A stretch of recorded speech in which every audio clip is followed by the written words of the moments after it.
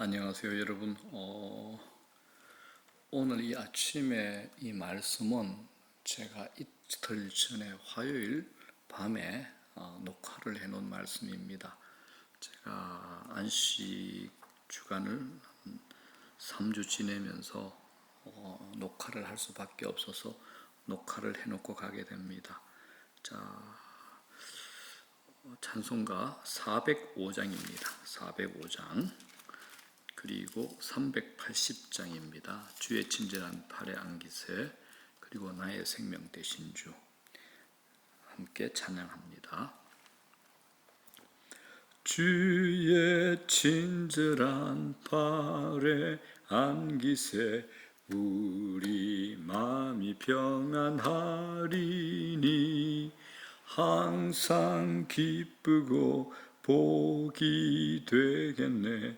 영원하신 팔에 안기세, 주의 팔에, 그 크신 팔에 안기세, 주의 팔에, 영원하신 팔에 안기세. 날이 갈수록 주의 사랑이 두루 광명하게 비치고, 천성 가는 길 편히 가리니 영원하신 팔에 안기세, 주의 팔에, 그 크신 팔에 안기세, 주의 팔에, 영원하신 팔에 안기세. 주의 보좌로 나아갈 때에 기뻐 찬미 소리 외치고, 겁과 두려움 없어지리니 영원하신 팔에 안기세, 주의 팔에, 그 크신 팔에 안기세, 주의 팔에, 영원하신 팔에 안기세. 나의 생명 되신 주, 주님 앞에 나아갑니다. 주의 흘린 보혈로 정케 하사 받아주소서. 날마다 주를 찬송하겠네. 주의 사랑 줄로서 나를 굳게 잡아 매소서. 괴로운 세상 지낼 때 나를 인도하여 주소서. 주를 믿고 나가면 나의 길을 잃지 않겠네. 날마다 주를 찬송하겠네. 주의 사랑 줄로서 나를 굳게 잡아 매소서. 세상 살아갈 때에 주를 더욱 사랑합니다. 밝고 빛난 천국에 나의 영혼 들어가겠네. 날마다 주를 찬송하겠네. 주의 사랑 줄로서 나를 굳게 잡아매소서. 아멘. 하나님 말씀 신약 성경 마태복음 5장 14절에서 16절까지 말씀입니다. 마태복음 5장 14절에서 16절까지 말씀입니다.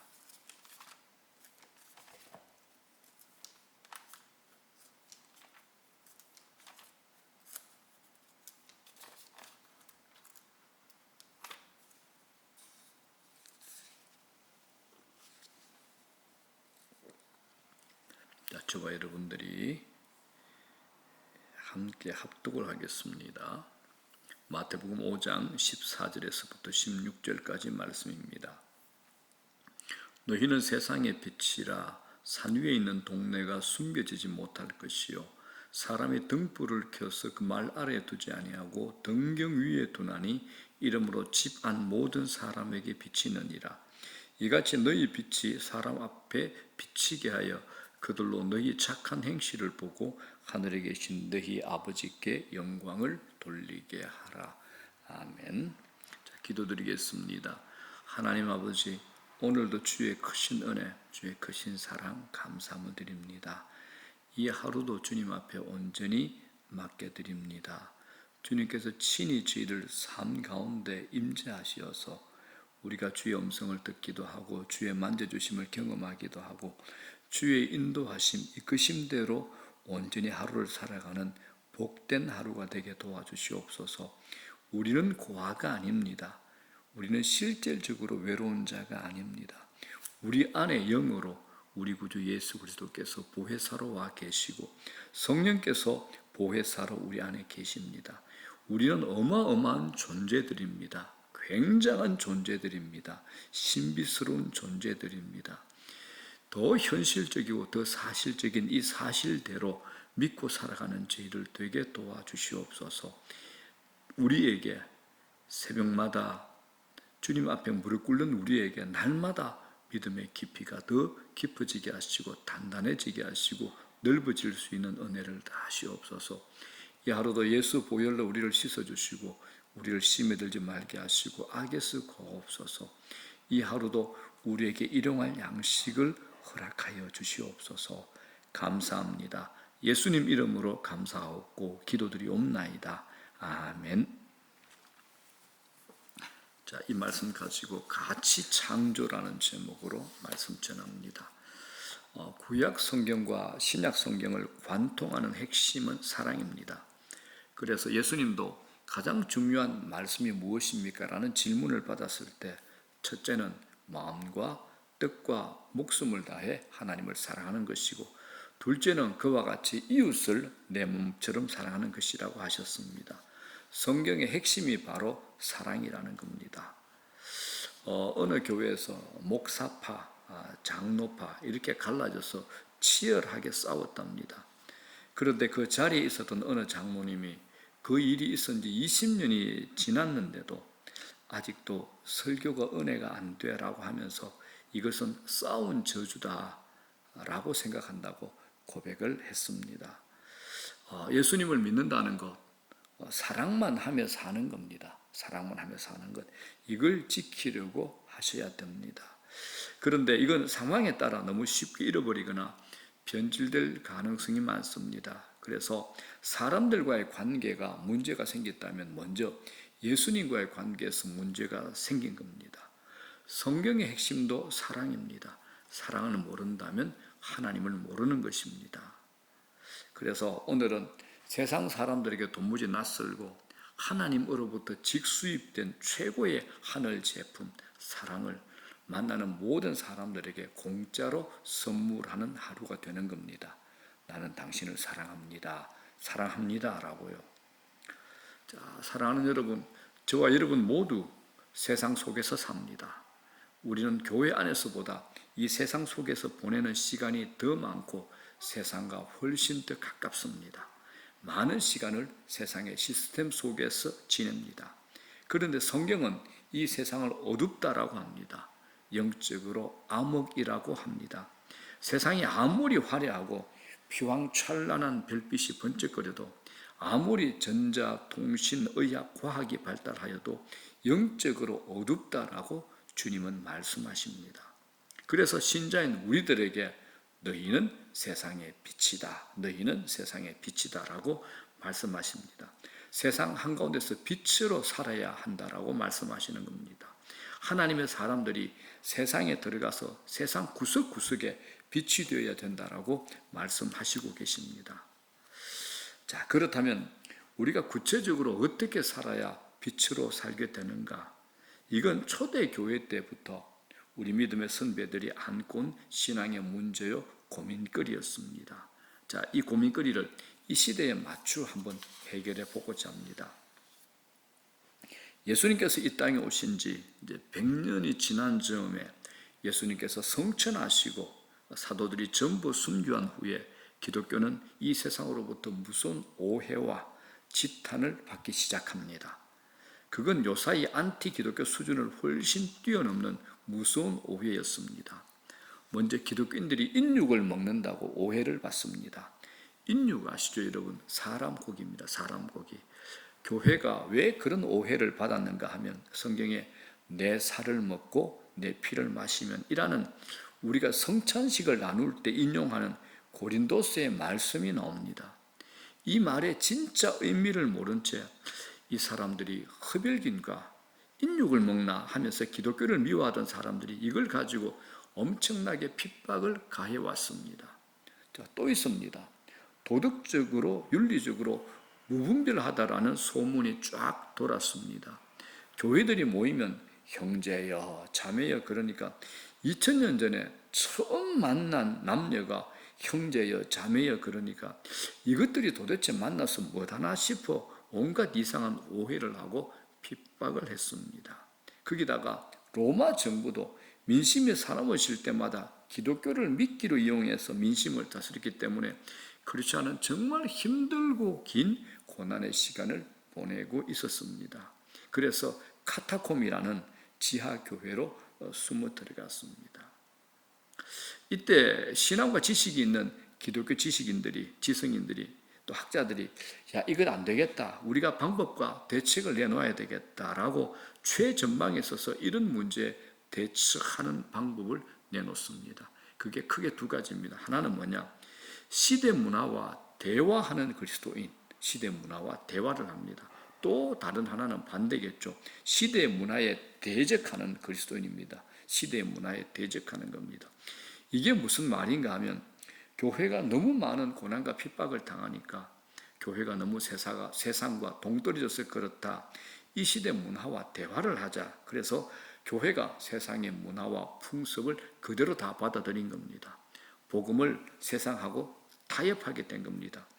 그랬더니 처음에는 뭔가 좋은 것처럼 보였는데 시간이 지나니까 이 교회가 세속화가 되고 이단들이 마구 생겨나더라는 겁니다. 자, 그러다 보니까 이제 여기에 반대하는 파가 또 생기죠.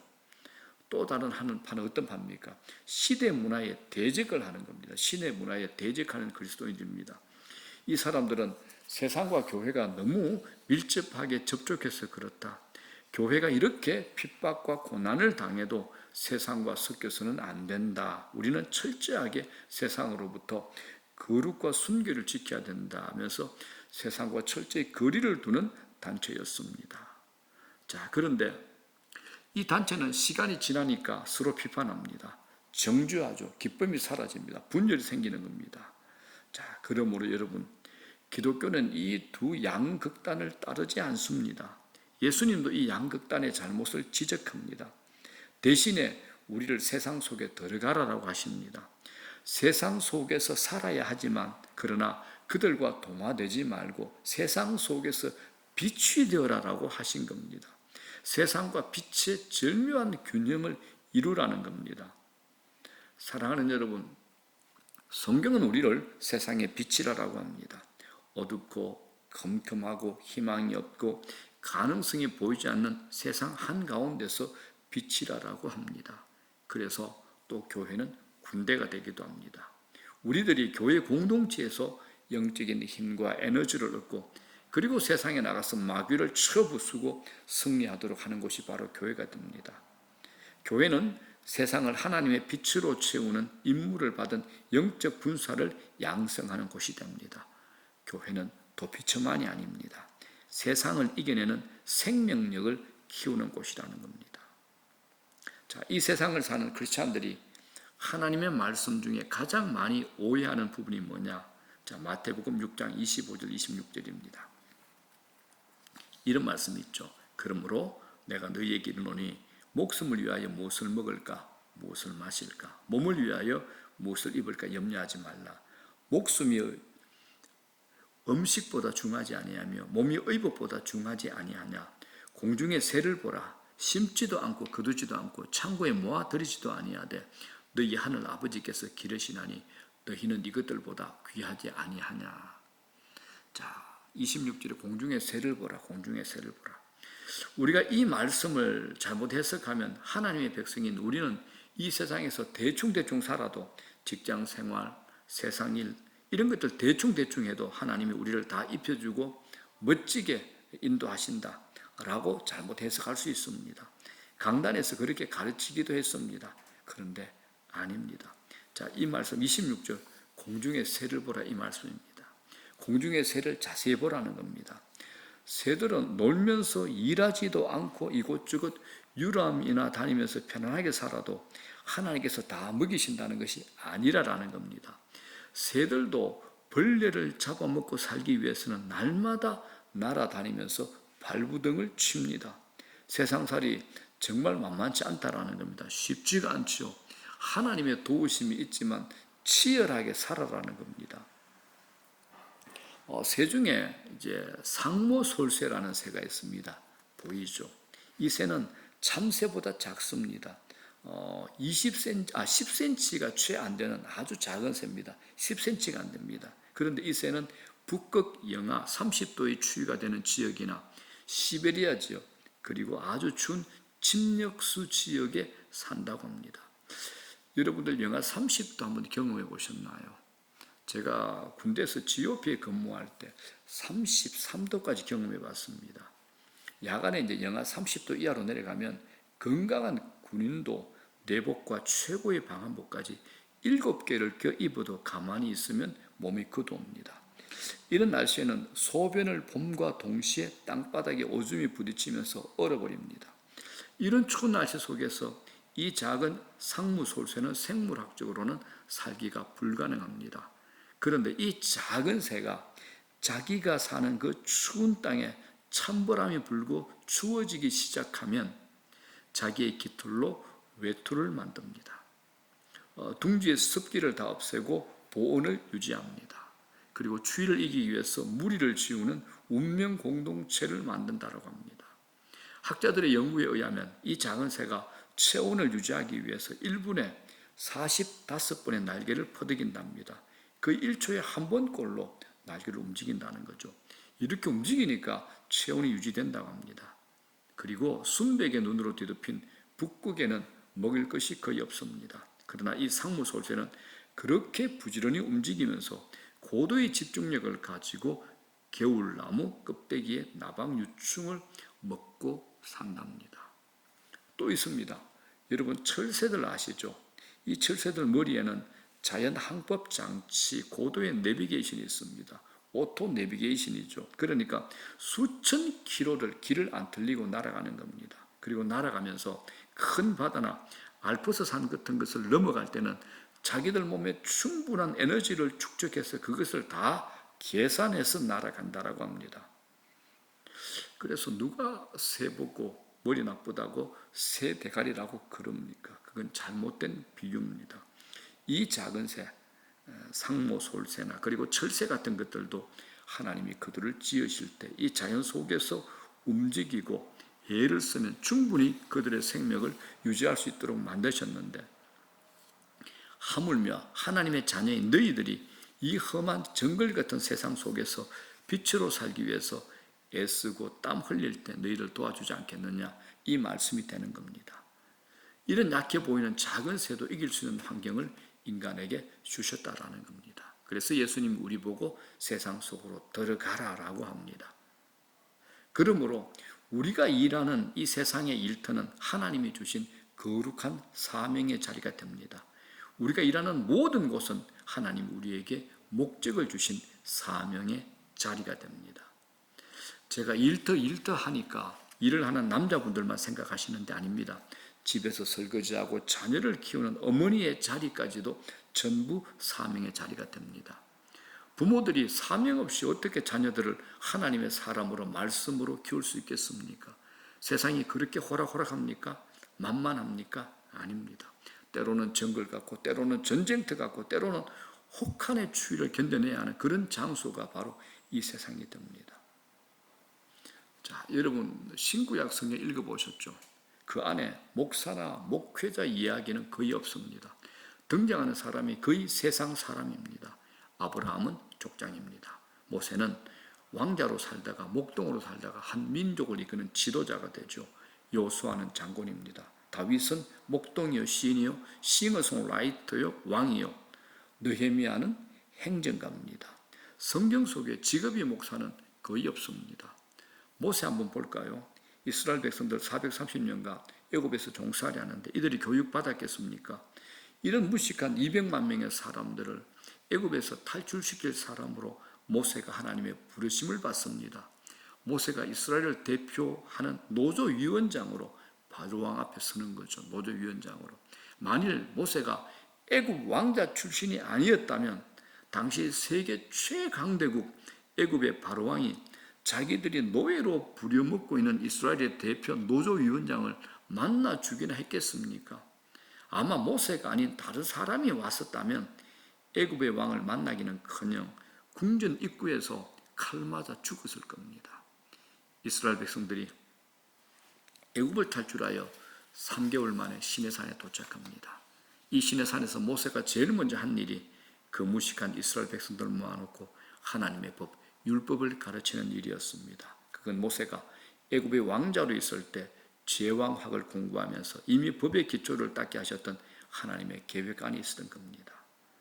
자, 여러분들이 살아오면서 경험한 수많은 일들은 전부가 여러분이 하나님 안에서 사명으로 들어서실 겁니다. 실패했던 것, 아팠던 것까지도 전부 쓰임받을 겁니다. 아파본 사람은 아픈 사람을 보면 누구보다도 잘 이해해 줄 수 있고 서로의 공감대가 형성될 수 있습니다. 실패해 본 사람이 실패를 해서 방황하는 사람을 만나면 누구보다도 더 그 마음을 깊게 읽을 수 있고 함께 아파하며 나눌 수 있습니다. 아픈 사람이 그 아픔을 진심으로 간절하게 나눌 수 있다면 절반은 치유가 된 겁니다. 아픈 사람은 대체로 속마음을 닫아버립니다. 그게 문제죠. 그래서 우리 삶의 모든 부분들이 사명입니다. 그래서 우리는 사명자로 살아야 됩니다. 내가 지금 하고 있는 일을 사명으로 알고 하는 것과 목적 없이 하는 것은 출발점은 똑같지만 결성점에 갔을 경우 그 차이는 말할 수 없이 멀어집니다. 자, 이제 말씀 정리합니다. 우리가 사명자로 살 때 내 일터와 가정은 하나님의 가치를 창조하는 곳이 됩니다. 우리가 사명으로 살기 위한 최고의 방법이 성경에 이렇게 나와 있습니다. 골로새서 3장 23절 무슨 일을 하든지 마음을 다하여 주께 하듯 하고 사람에게 하듯 하지 말라. 무슨 일을 하든지 누구에게요? 주님께 하듯이 하랍니다. 목회나 설교하는 일을 얘기하는 것 아닙니다. 무슨 일이든 모든 일입니다. 내가 만나는 모든 사람에게도 내가 맡은 작은 일까지도 마음을 다하여 주님께 하듯이 하라는 겁니다. 이게 세상 가운데 빛으로 사는 자의 삶이요 사명자로 사는 우리 신자의 삶이 됩니다. 오늘 하루도 이런 시간으로 이런 모습으로 오늘 하루를 채우는 저와 여러분 되기를 주의 이름으로 축복합니다. 주기도문으로 마칩니다.